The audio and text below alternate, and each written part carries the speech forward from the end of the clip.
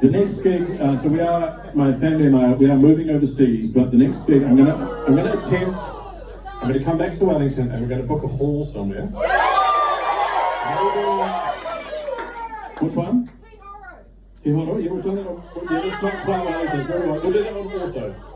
Yeah, so we'll do Pakakari, we'll do Te Horo, but in Wellington we might do Vogelmorn. If you would like to be, there's not that many people can fit in there, so if you'd like to be part of that, I would love you to be there. Send me a thing, I'll add you to the mailing list, and you'll get the first dibs on it as the legends that we're here tonight.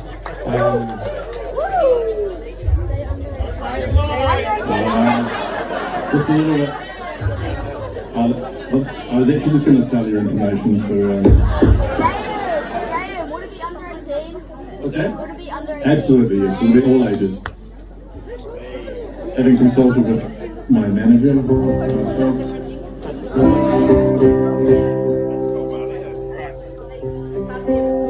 So this is a song that I wrote in Palmerston North. Is there anyone here from Palmerston North? I'm lucky. So I did 8 years in Palmerston North, 8 hard years.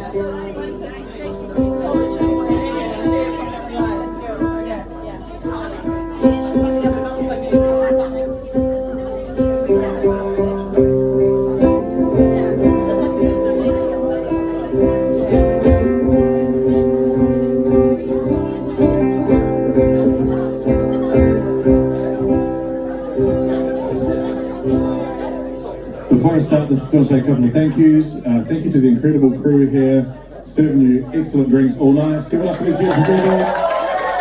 Thank you to the legendary Kahu on sound back there, absolutely smashing, what a legend. And to my esteemed father, Tom Cregan, give it up. Absolute legend. Alright, the song is called Alive.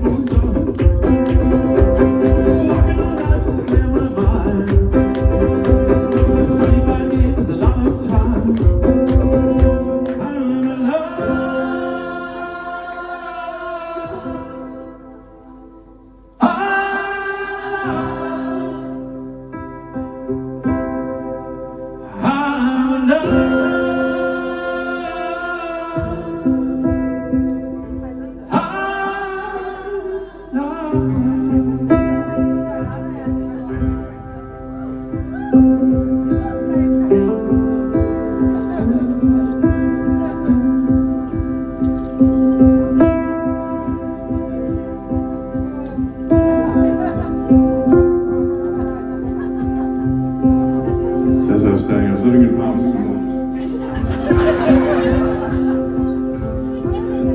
I was studying to be an electrical engineer, which in hindsight would have been an incredible way to make money.